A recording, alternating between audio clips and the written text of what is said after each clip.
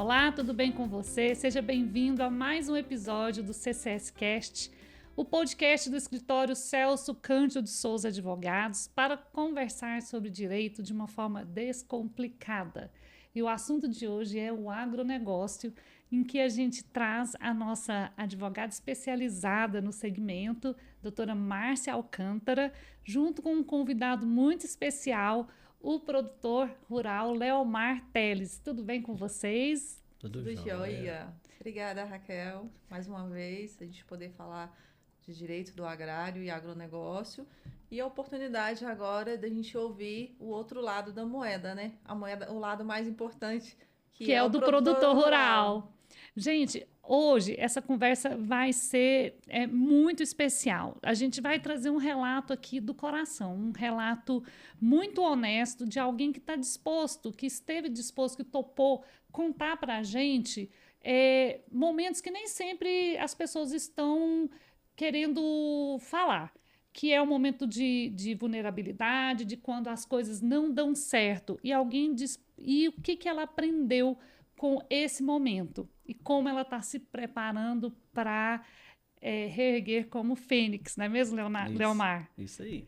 E, em primeiro lugar, eu queria agradecer, né, da sua disponibilidade de contar para a gente um pouco da sua trajetória, que é uma trajetória muito bonita, né, e essa disposição de falar de um momento que as coisas não deram certo, mas, ao mesmo tempo, usar esse momento que vai ajudar muita gente em ver como que você aprendeu com os próprios erros e como que a assessoria jurídica te ajudou. Então, isso é muito rico. Eu acho que nem sempre a gente tem essa oportunidade num podcast de ter um relato tão honesto assim. Muito obrigada por essa disposição sua.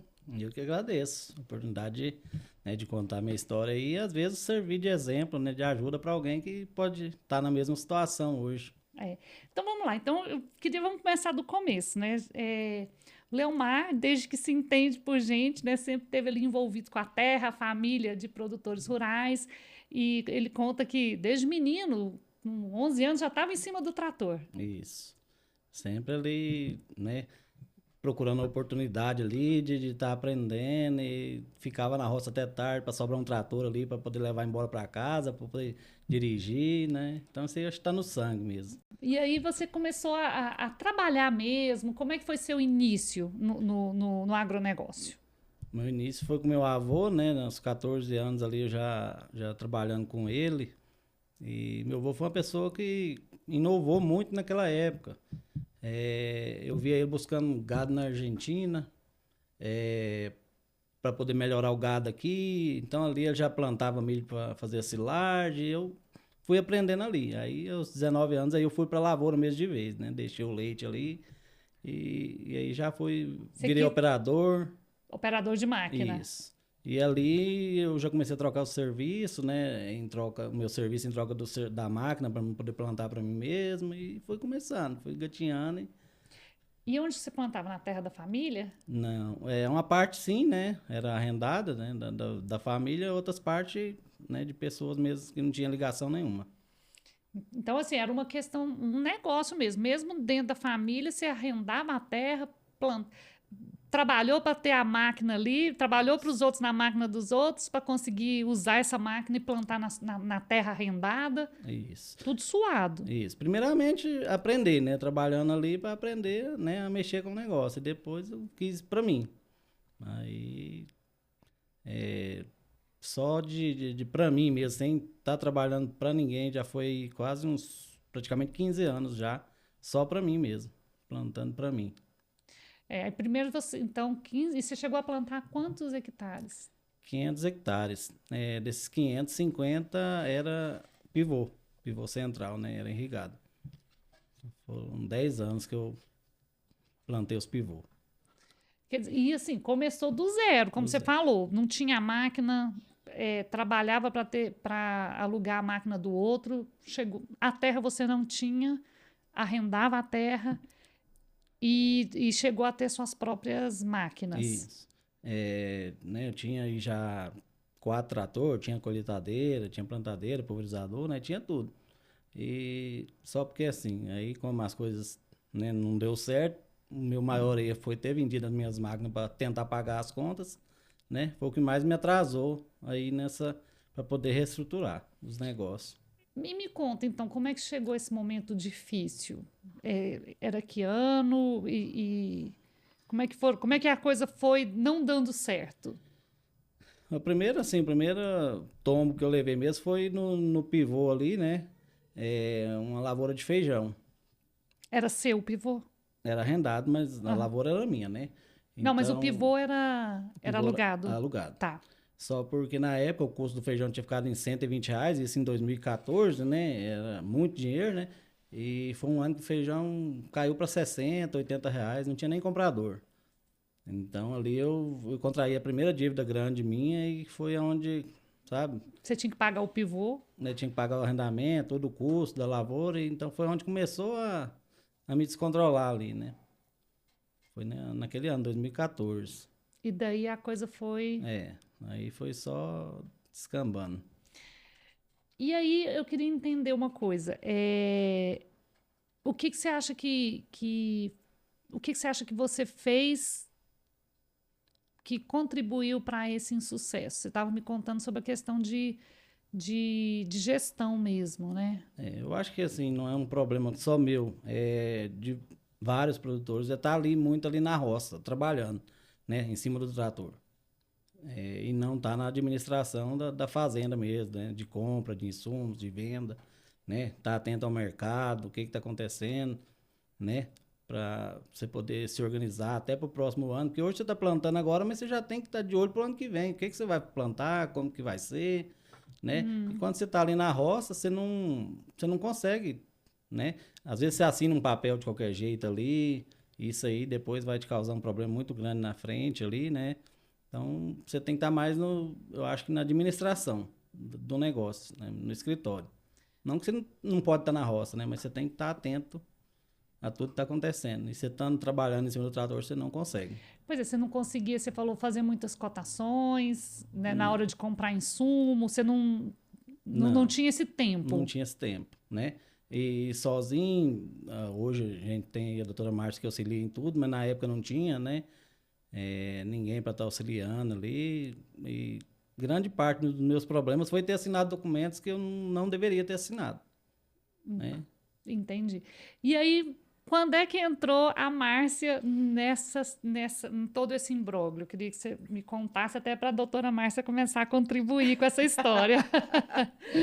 Assim, né? A doutora Márcia, gente, eu já conhecia ela, né? Mas nunca achei que eu fosse precisar, na minha cabeça, eu não ia precisar de advogado ali, né? Trabalhando na roça, né? Uhum. Esse Mas negócio de advogado é aí, para cidade. Você e grande parte dos produtores rurais ainda tem isso em mente, né? Não né? precisa de uma assessoria jurídica. Só porque hoje o que a gente fala roça, lavoura, mas é uma empresa como qualquer uma outra. Você tem que olhar como uma empresa, né?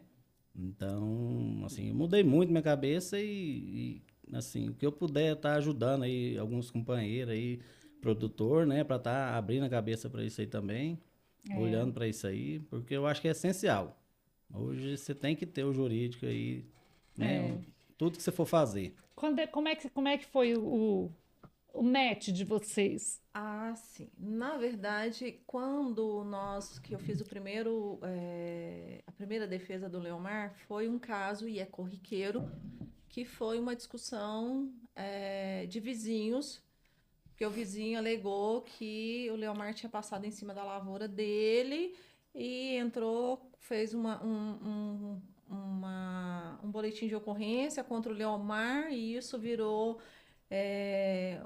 um inquérito, e aí foi nessa defesa que o Leomar entendeu que ele precisaria, de uma assessoria. A gente conseguiu provar a inocência do Leomar no caso, e aí eu acho que ele acreditou, falou, opa, peraí, aqui podemos fluir, né? E aí, quando demos o segundo passo, já foi em relação às dívidas. Então, quando eu comecei a fazer assessoria para o Leomar, ele já estava numa situação muito difícil. E aí, como você disse no início, Raquel, eu agradeço muito o Leomar por ter nos dado a oportunidade de contar essa história.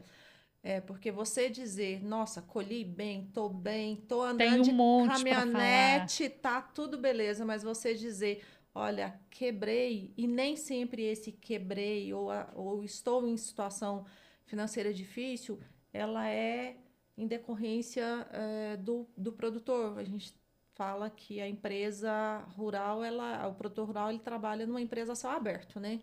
Então, faça sol, faça chuva, uma empresa normal dentro de um galpão está funcionando. O produtor rural, não, né? Então, ele precisa da chuva na medida certa, ele precisa do sol na medida certa, tudo que passa ali tem consequência. Então, ele tem as questões climáticas, ele tem as questões mercadológicas.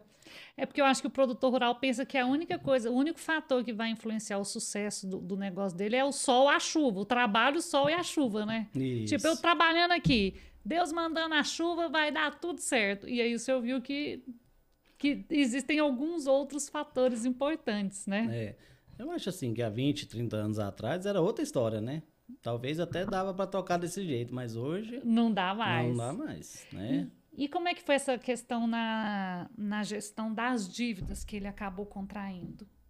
Pois é, Raquel. Aí, quando o Leomar chegou, a gente fez o que tem um nomezinho assim meio estranho, mas é muito válido, chama-se compliance. Então, o que você vai fazer? Nossa, mas o que é isso? Você vai analisar para o produtor rural o que é a dívida que ele vai pagar naquele momento e aquela dívida que ele vai tentar prorrogar.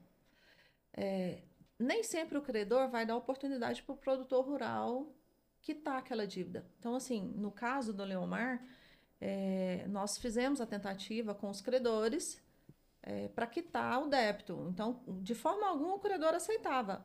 O credor ele queria aumentar a garantia para que ele fizesse o acordo, o que se tornou inviável para o Leomar. Foi fácil o Leomar aceitar isso? Não, não foi. Mas peraí, o credor não queria negociar a dívida, queria aumentar a garantia. Como assim? Vamos Isso, destrinchar tá. isso. O Leomar tinha uma dívida, essa dívida não tinha uma garantia real. Então, o que o credor do Leomar queria? Que o pai do Leomar, que tem uma pequena propriedade lá em Gameleira, passasse essa propriedade como garantia para o Leomar pagar a dívida. Agora, tem um ponto que é o seguinte: essa dívida, a origem dela foi uma confissão de dívida que foi assinada em cima de um trator no meio da lavoura. Leomar, você leu essa confissão de dívida? Em parte sim, mas não sabia do que se tratava, Então, né? assim, e isso acontece muito, Raquel. O produtor rural chega, esse daqui é o quê? É o adubo. Tá, tô assinando. O que você assinou? Não sei. E foi o caso do Leomar. Então, a dívida original, vamos colocar em sacas de soja para ficar fácil da gente entender. A dívida original era o quê? Era 10 mil sacas? 1.500 Não, sacos. 1.500 sacas. 1.500 sacas de soja. Na confissão de dívida, essas 1.500 sacas de soja viraram quase 5.000 sacas. Entendeu? Então, assim, e o credor não aceitava receber as 1.500 sacas que ele tinha à época disponível para pagar. Então, ele queria a confissão de dívida. Então, o que você faz com um credor desse? Olha, então você fica por último na fila. Então, vamos pagar quem são os credores? Quem trabalhou junto com o Leomar. O posto de combustível que forneceu crédito, que forneceu o diesel para ele trabalhar. Então, assim, você faz essa compliance do que é que vai pagar naquele momento. Agora, o Leomar, ele cometeu um erro que ele vendeu os maquinários dele para pagar essas dívidas. Quando ele vendeu as máquinas... Isso antes de encontrar a doutora? eu já peguei ele assim, Já tinha vendido as máquinas. já. Certo. E aí, o que acontece? Quando ele vende as máquinas, ele perde fontes de renda. Porque se você tem uma máquina agrícola, você vai prestar serviço. Se você tem um trator, uma plantadeira, uma colheitadeira, você vai prestar serviço. Se você vende, você vai perder ali a sua fonte de renda. Mesmo que você não esteja plantando, o maquinário é uma fonte de renda para o produtor.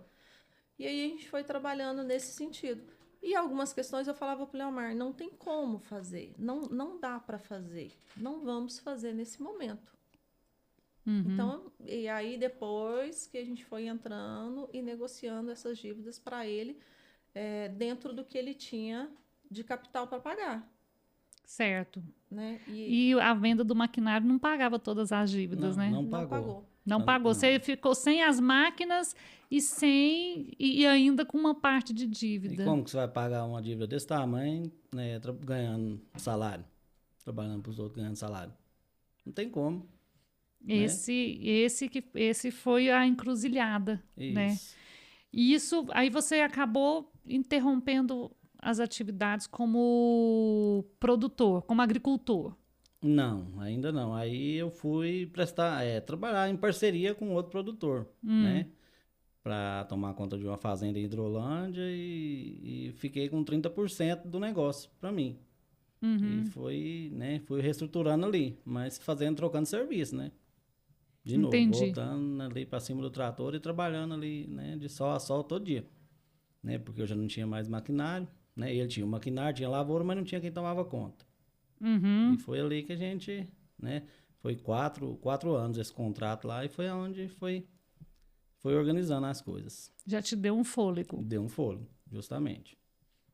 Isso quer dizer, vontade de disposição para trabalhar não te falta. Não falta. E para todo produtor, né? O produtor trabalha, ele planta porque ele gosta, né? Então, ali, quando você fica sem aquilo, você fica até doente, né? E o produtor, em sua grande maioria, ele não quer fugir de pagar ninguém. Ele não é desonesto. Muitas vezes não tem condição, porque quem paga a conta é dinheiro, né? Sim. Então, ali, se tiver ali uma oportunidade, ele vai pagar. E não está fugindo de pagar, né? E como é que você organizou, Márcia, a questão dos pagamentos das dívidas dele dentro das possibilidades? Raquel, foi assim, selecionamos o que tinha a garantia e pagamos essas dívidas que tinha a garantia. Primeiro nós pagamos o trabalhador, foi uma estruturação como se fosse uma RJ. Só que à época ainda não tinha decidido se o produtor rural, pessoa física, poderia ou não entrar com a recuperação judicial. Então, quando você fala produtor rural, pessoa física, está bem recente essa questão do entendimento jurisprudencial para a recuperação judicial do produtor rural, pessoa física, né? Então, isso começou no Mato Grosso, e eles entenderam, o STJ pacificou que o produtor rural que tinha 2 anos de inscrição estadual poderia ingressar. Com uma então, RJ. foi que começou-se a falar em recuperação judicial de produtor rural, pessoa física. Então, na época, o Leomar não tinha essa estrutura. Até porque, assim, a RJ tem algumas questões. O Leomar, a quantidade de dívida que ele tinha com o trabalhador, ela não enquadraria numa RJ. Mas você pegou o princípio de uma RJ e aplicou para ele ainda muito antes da legislação, digamos, permitir. Para ele. Então, assim, Leomar, você vai pagar dívida X, dívida Y. E a outra, o dia que você tiver a oportunidade, você vai conseguir pagar essa dívida. Então, assim, reestruturar o Leomar hoje para que ele volte a plantar, que aí é o sonho da pessoa, para que ele volte a plantar. E aí, nisso também tem uma assessoria.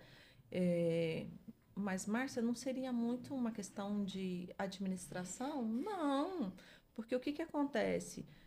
Eu vou assessorar ele no contrato de arrendamento, na aquisição de máquinas, nos investimentos. Hoje, eu vou investir em máquina ou eu vou aplicar esse valor aproveitando a Selic no preço que está? O que é mais... São questões que você ali você não se atinha antes e que hoje você aprendeu, né? Sim, assim, você não aprendeu você a importância, vamos você dizer. não se dá bem, você não ganha dinheiro só plantando, né? Tem N pontos aí que você, né, igual ela falou, você pode aplicar, né? Às vezes está melhor aplicar do que plantar uma safrinha, né? Então, são vários fatores ali que você pode estar olhando, né? Por fora do só plantar e colher. E essa como você falou, esse bate-papo é tão importante, porque a gente sabe que o seu caso não é único. Muitos produtores rurais ainda têm essa mentalidade de que não é tão necessário assim, né? Ter um advogado, ter uma assessoria, entender mais de gestão, né? Porque assim, Raquel, no caso do Leomar, ele teve uma dificuldade com feijão, a essa época eu não acompanhava. Quando ele assinou a confissão de dívida, que já foi uma dificuldade de produção, ele tinha assinado uma CPR anterior, que foi uma troca, que é o barter, né? Aquela troca que a gente fala. Vamos explicar de novo para quem está ouvindo a gente e não entende. E eu tenho oportunidade de aprender pela segunda vez. O barter você faz uma CPR, né? Onde você vai ofertar sacas de soja, né? Ou de milho. Você vai ofertar um grão. E pode ser na arroba de boi também, tá? Em troca dos insumos. Do adubo, da semente, dos defensivos agrícolas. Que foi exatamente esse caso aí, das 1.500 sacas que viraram 5.000. Isso. Exatamente. Então, o que acontece? O Leomar assinou. Quando ele foi fazer esse acordo, na mente dele, ele tinha assinado ali uma CPR. Eu me recordo bem disso aí, que ele mandou para mim e falou assim, doutor, eu assinei uma CPR e eu não consegui cumprir essa CPR. Quando ele me mandou, eu falei, você não assinou uma CPR, você assinou uma confissão de dívida. É diferente? É diferente. É diferente. Então explica pra gente a diferença. Porque a CPR, eu tenho ali a garantia que eu vou entregar o produto. Quando eu assino uma confissão, então eu estou vinculado a um contrato original. Eu entreguei X insumos para você e você vai me entregar X sacas de soja. Isso é uma CPR, né? Então, quando eu vou executar, eu preciso provar que aquele produtor não me entregou as sacas de soja completa para eu entrar com a execução dessa CPR. Quando eu falo de uma confissão de dívida, eu já vou entrar logo para o juiz determinar que se pague em 3 dias. Eu não tenho uma chance de discutir aquele processo. E para eu discutir uma confissão de dívida, eu vou ter que embargar, porque ele é um título executivo.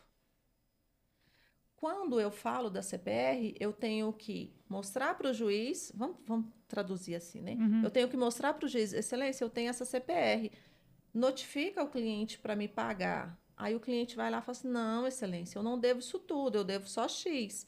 Quando eu falo da confissão de dívida, eu vou apresentar esse documento ao juiz e falar assim, excelência, intima para pagar em 3 dias. Ele já confessou que deve, Ele não tem chance de discutir. Sem chance de discutir. E para eu discutir isso, eu vou fazer o quê?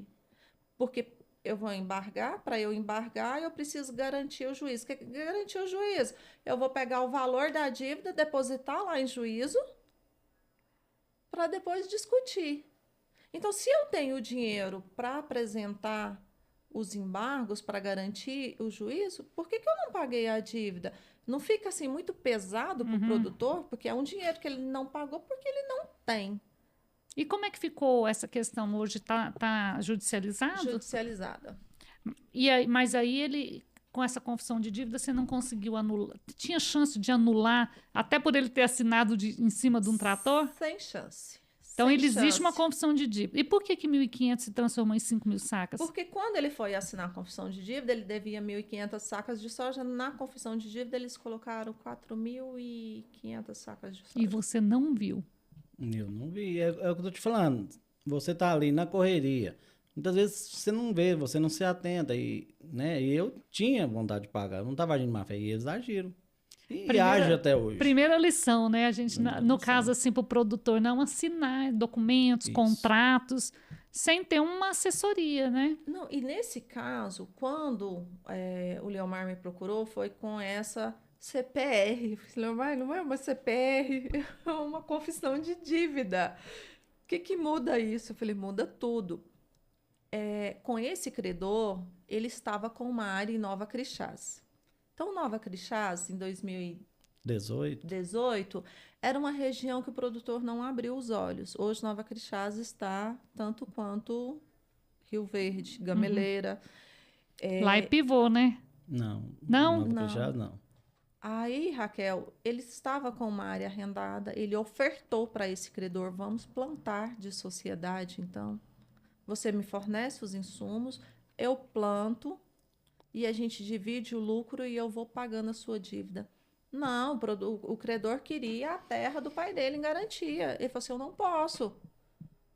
Porque se eu estou com dificuldade hoje, Para aceitar o acordo, ele queria que desse a terra em a garantia. garantia. E isso nessa época agora, em cima da hora de plantar, eles bloquearam meu nome, bloqueou Foi. tudo. E eu não conseguia crédito para plantar. E com a terra aberta, eu fui abrir 300 hectares, o contrato era 500, mas tinha aberto 300, né? Em cima da hora ali, aí todo o investimento que eu tinha feito para abrir aquelas áreas e todo no Aí é investimento. onde a assessoria jurídica entrou novamente, acompanhar a rescisão do contrato de forma menos onerosa para ele, já que era ele que estava rescindindo o contrato.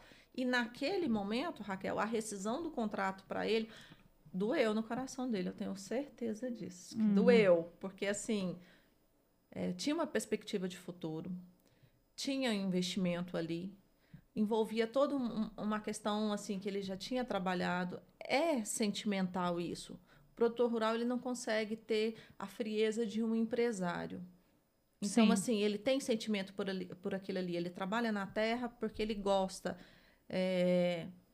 Então, naquele momento, era viável fazer a rescisão do contrato de forma menos onerosa para o Leomar do que ele não plantar e não conseguir pagar o arrendamento e entrar em mora com o proprietário da terra. Então, assim, nesse caso, a assessoria jurídica te auxilia muito. Uhum. Porque, mas e é administrativo? Não, é jurídico puro. Porque você vai analisar, eu tenho um contrato de arrendamento, não vai plantar. Tem a mora e tem a rescisão do contrato. Então, vamos fazer um acordo, fazer uma rescisão de contrato aqui menos onerosa para o produtor e finalizar. E foi o que nós fizemos. Entendi. E hoje o maior problema continua, assim, como está a situação hoje? Vamos dizer assim, o cenário hoje, porque isso foi mais ou menos em 2018, né? Que ele separou. Não, Não, aí separou já de plantar foi em tem 2 anos, né? Isso aí foi em 2020 já, nessa rescisão do Foi. contrato. Essa rescisão já. foi em 2020. E aí você já. continuou plantando. Aí você foi para a Hidrolândia. Isso. Ficou 3 anos lá. 4 anos lá. 4 anos, até o Isso. ano passado, então. Foi o ano atrasado, no caso, né? É. Porque aí no primeiro, quando eu já estava finalizando lá, eu já estava lá e aqui em Hidrolândia. Uhum.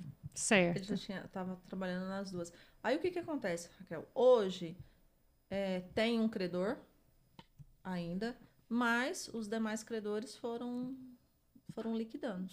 Certo. Então, assim, para o Leomar voltar hoje, a gente está estruturando para que ele volte a produzir. Então, a primeira coisa que nós temos que fazer é conseguir liberar o crédito para o Leomar. Sim, que aí você já está providenciando. Isto, porque o que acontece? Depende de acabar esse último litígio aí? Depende de acabar esse último litígio ou eles aceitarem uma proposta de acordo. Entendi, que vocês estão tentando, é claro. Tentando. E aí a questão da assessoria jurídica é importante, porque justamente tem a questão da, vamos dizer assim, eu não sei se a palavra é essa, mas da frieza, porque Sim. ele é passional. Se for botar ele numa mesa de negociação com o credor, ele quer muito voltar. Então, a chance dele aceitar uma proposta indecorosa, vamos dizer assim, Sim. é grande. Você não, você já tem essa frieza, né? Porque você não está vivendo aquilo com o coração, né? Então, você pode negociar melhor por ele.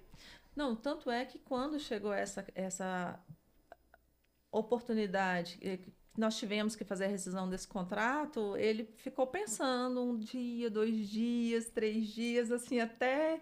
E falou, assim, aquele sim, mas bem amargo, bem amarelo. De doer mesmo, De coração doer, mesmo, sabe, Raquel? Então, mas não tinha o que ser feito naquele momento. E eu penso que o produtor... analisando pelo tempo que eu já trabalho com produtor rural endividado, né? Aí eu tenho um ponto negativo, né, Raquel? Eu sou cliente da doutora Márcia, então eu estou endividada. Não, gente, não é isso, não. Então, quando você fala do produtor que está com uma dificuldade financeira, em regra, ele demora a aceitar isso, Raquel. Uhum. Então, quando você você presta uma assessoria jurídica, você consegue estancar o sangramento antes que chegue ali num ponto que o produtor rural Uhum. tenha que decretar a falência, né? Então, pronto, vendeu o termo que o produtor rural gosta de usar, moeu, né? Moeu. Antes do produtor rural moer, então a gente consegue trabalhar para que isso não aconteça. Mas isso tem que ser prévio, Raquel. Quando você já está com uma ação judicializada, um custo maior para você negociar aquilo ali. E o credor, ele pensa friamente. O que ele pensa? Eu vou judicializar, é problema dele, né? Então, aí você tem aqui, de um lado, o produtor rural que é sentimento, que tem essa paixão, ou até essa dificuldade de aceitar que ele é um devedor, vamos colocar assim, ou que ele está em dificuldade. E do outro lado você tem uma empresa, um escritório de advocacia que é totalmente frio. Eu quero receber e pronto, acabou, não interessa. Porque aí, Raquel, eu costumo dizer o seguinte, o termo é morde e assopra, né? Uhum. No crédito rural é o contrário. Primeiro você assopra, porque você dá o crédito, e depois você morde. Então, assim, olha, somos amigos até você entrar em dificuldade. Depois que você entra em dificuldade, acabou-se tudo, acabou-se a amizade. E um dos grandes problemas do produtor rural é essa questão de todo mundo ser amigo de todo mundo. Então, ele é amigo do gerente do banco, ele é amigo do vendedor da revenda, ele é amigo do agrônomo que vai lá, que ele comprou os insumos, que ele fez a troca, então já se torna amigo, ele não tem coragem de falar não. Então, ele não vê isso com um raciocínio lógico. Ah, não, mas eu confio muito, eu confio muito. Raquel, e a maioria das vezes, esse confia muito é que gera o problema lá na frente. Nós passamos da era do fio do bigode. Hoje tem que ser branco no preto e bem analisado esse branco no preto para você não assinar uma confissão de dívida achando que você está assinando uma CPR. Uma outra questão que acontece muito. O produtor está em cima da máquina lá porque tem que colher, porque tem que plantar e chega, por exemplo, um caminhão de adubo que ele não confere, ele só assina a nota. Então, ele não sabe se ele comprou 50 toneladas de adubo e eles entregaram só 48. Então, ele não tem esse hábito. Então, lá começa o prejuízo dele. Então, precisa se reestruturar para que você pense como empresa. Sim. Você pode trabalhar com o sentimento de produtor rural, daquele ali que chega, que sente o cheiro da terra, sabe? Mas você precisa também trabalhar com esse lado de gestão. E aí, Leomar, e assim, agora que você já está começando já a pensar no futuro, né, na sua nova história, fala pra gente um pouquinho dos seus sonhos, como é que você vai reescrever essa história, o que você vai fazer de diferente? O sonho ainda é o mesmo, né? Assim, ainda quero plantar muito ainda, né? E, assim, hoje totalmente diferente, né? Já tem aqui a doutora Márcia, já que é o primeiro stay aqui do negócio, né? Eu sou o outro e agora a gente, né, esperar passar essa crise aí, né? E reestruturar todo o negócio e começar como uma empresa, né?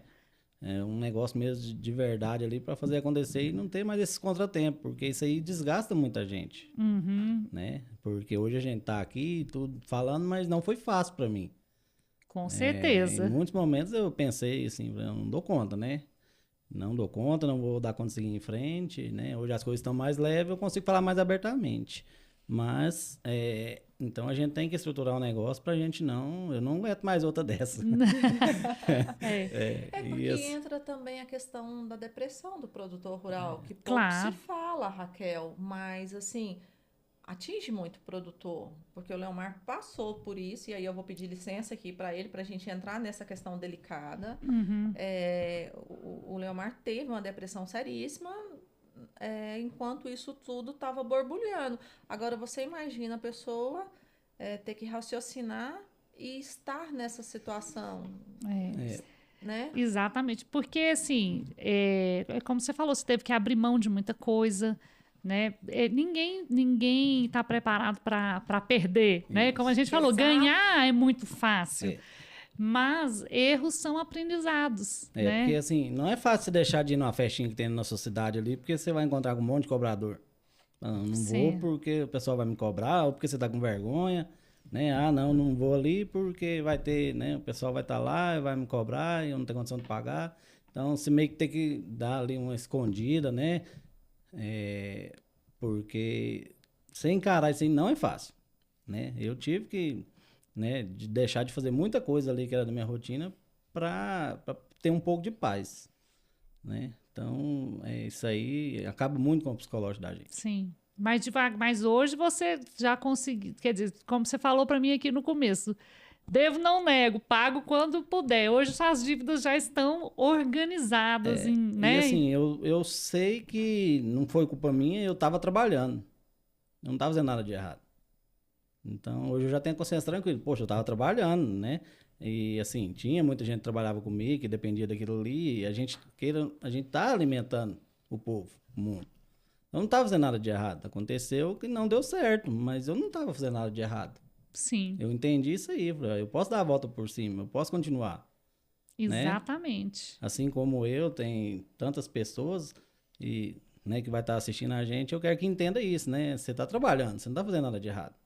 Aconteceu uma fatalidade, mas... E mesmo mesmo diante de algo, né, que deu errado, isso não invalida você levantar e recomeçar. Isso. Foi isso que eu entendi. Eu estava trabalhando, não estava fazendo nada de errado para mim ter que esconder do mundo ou ter que desistir. Sim. Né? Então, vamos para frente e vamos escrever uma nova história aí. Né? Vamos pagar as contas que ainda tem ainda e olhar para trás depois e falar, não, eu sou um vencedor, né? Porque, igual a gente tá falando, quando tá tudo bom, é bom demais. Então, mas e quando tá difícil? É aí que separa os homens dos meninos, né? Exatamente, gostei. E quando tá tudo difícil, o homem dos meninos foi ótimo. Como que você vai fazer, né? Porque quando tá tudo fácil, é bom demais. E na dificuldade, como você vai agir? Exatamente. Né? E você tá aí batalhando, né? Como foi trabalhar aí em uma outra fazenda, né? Quer dizer, teve a hombridade de recomeçar. Isso aí, né? Isso aí. É do campo isso, né? A semente nasce, cresce, e depois você joga outra semente, então tá fazendo uma nova semeadura. Justamente. Né? Eu sempre gosto de usar como parâmetro que você não joga uma semente na terra se ela não tiver, se você não for ali e remover aquela terra, e você, né? Você vai passar uma grade ou você vai passar uma plantadeira que vai abrir uma vala ali, e você vai jogar semente, você vem por cima com a terra e tampa. Então, eu penso que a vida também é assim, sabe, Raquel? Você tem que ter umas sacudidas ali para que você consiga produzir bem, né? Que você consiga entregar o seu melhor. Eu desejo muito sucesso, Leomar, para essa nova fase que está chegando, né? Te parabenizar por essa caminhada, porque da forma como você encarou o problema, né? E agradecer por você ter vindo aqui, né? Compartilhar essa história, porque é uma forma que as pessoas conseguem entender melhor. Não só se identificar, porque muita gente está passando por isso, às vezes caladinho ali, como você falou, sem contar para ninguém, mas até pode saber um caminho de como buscar ajuda, né, doutora Márcia? E conhecer a prática jurídica no meio rural de uma forma mais simplificada, mais prática, mais aplicada mesmo, né, no dia a dia. Exatamente. Não é um bicho de 7 cabeças, assessoria jurídica, né, Leomar? Não morde, não é caro. Muito pelo contrário, né? se você tem o preventivo, você vai evitar muitos prejuízos, né? Então, antes da colheita, é preciso uma assessoria jurídica. A gente não está longe, tá? Advogado não está longe do produtor rural, nós estamos no meio. Eu sou do meio, eu sou do campo, né? Não por acaso escolheu essa especialidade, não, né? Por acaso, juntei a paixão com a razão, né? E aí você tem um entendimento dessa dificuldade do que é o produtor, porque a gente tem muito, Raquel, e a gente já falou isso algumas vezes aqui, mas não custa relembrar que o produtor rural é quem polui, né? O produtor rural é quem desmata. O produtor rural é aquele que pega dinheiro no banco e vai andar de caminhonete nova. E não é essa a realidade que a gente vive. A gente vive a realidade de um homem que levanta de madrugada antes do sol nascer e para ele não tem hora, porque o cartão de ponto dele não tem hora para encerrar. Então, o trabalho ali é o final do expediente dele. Terminou o trabalho, terminou-se o expediente. Ele tem que contar com as questões climáticas, se sol, se chuva, né? Ele tem que contar com as questões mercadológicas, que para o produtor rural é difícil de entender, porque se analisar o que está acontecendo lá na Bolsa de Valores, lá em Chicago, meu Deus, está tão longe. Você entender de legislação ambiental, creditícia, contratual, é muito para o produtor rural, sabe? E ele tem essa mácula, que ele é... Mas ninguém lembra que você levanta de manhã cedo, café, o açúcar, a sua tapioca, se você é fitness, né? O seu ovo, a sua manteiga, o seu pão. Foi ele que produziu. Foi ele que produziu. E sem falar que grande parte dos produtores rurais são pequenos, né? São pequenos e médios. Às vezes a gente vê grandes produtores que já conquistou ali uma estabilidade sem nenhum ok para isso, mas a grande maioria são os pequenos produtores, os médios produtores que enfrentam todas essas adversidades, todos esses fatores têm um peso muito mais relevante para esse pequeno e médio produtor, né? Sim, com certeza, com certeza. O que faz a engrenagem rodar é o pequeno, né? O grande, ele está produzindo, está exportando, é lógico que isso vai voltar de alguma forma, mas quem alimenta mesmo, assim, né, a mesa todo dia é o pequeno, que é, né, o leite, o ovo ali, né, tudo que tem na mesa ali é o pequeno. O grande, ele vai exportar a soja e o milho, né? E a gente tem aí o desafio de alimentar o mundo, né? O Brasil tá carregando esse desafio aí, diz que 70% da comida do mundo, as estatísticas mostram que vai ser produzida pelo Brasil. Então, esse produtor, olha o desafio e como esse produtor tem que estar preparado, seja ele pequeno, médio ou grande, né, para atender todos esses requisitos e conseguir cumprir a missão dele, né? O Brasil é riquíssimo, né? Ele já alimenta, né, boa parte do mundo, né? E, assim, eu acho que a gente, se Deus quiser, a gente ainda vai ser ainda, né, uma nação, eu falo assim, muito grande, né? Muito próspera. Isso ainda vai mudar, né? E o produtor vai ter mais valor, né? À medida que o povo for entendendo que é o celeiro do mundo, né? Sim. Gente, a conversa está muito boa. A gente teria aqui assunto para seguir, mas temos que encerrar. Eu queria agradecer mais uma vez, Leomar, né, por esse seu relato, por essa sua disponibilidade de participar aqui do nosso podcast. Doutora Márcia, mais uma vez, muito obrigada. Eu que agradeço, Raquel. E queria te deixar um presente, Leomar. Esse é o livro do escritório, é uma edição especial dos 50 anos que o escritório completou no ano passado. Os advogados escreveram algumas memórias, coisas que acontecem nos bastidores. São causos reais que estão aqui contados em várias histórias que acontecem nos bastidores dos escritórios jurídicos, né, como o da CCS. Então, quero passar aqui as suas mãos. Espero que você goste. Tem algumas histórias de produtor rural aí, viu? Todas reais. E como que o escritório ajudou a solucioná-las, como que foi a atuação do escritório. Tá, obrigado pelo presente, né? E pela oportunidade de estar aqui, né? Contando a história aí. E, assim, no que for preciso, aí devo ajudar aí com alguma coisa.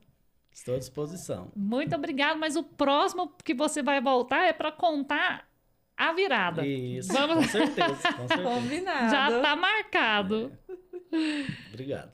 Pessoal, nós vamos ficando por aqui, agradecendo a sua companhia. Se esse conteúdo fez sentido para você, curta, compartilhe e marque aí o sininho para que você seja avisado dos próximos episódios. Nós voltamos em breve. Tchau, tchau.